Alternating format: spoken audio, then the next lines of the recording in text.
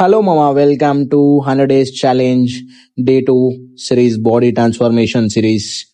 First అయితే మనం warm up అయితే వేసుకున్నాం గాయస్. దాని తర్వాత ఫుల్ బాడీ వార్మప్ వేసుకోవాలా గాయస్. ఏ వర్కౌట్ చేసినా ఫుల్ బాడీ వార్మప్ వేసుకోవాలా.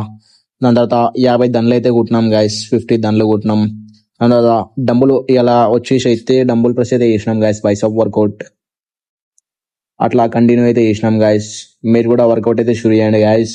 మీరు వర్కౌట్ షురు చేయకపోతే వర్కౌట్ అయితే షురు చేయండి. స్ట్రెంత్ పెంచుకోండి, వెయిట్ గెయిన్ కండి, ఫిట్ ఉండండి గాయస్.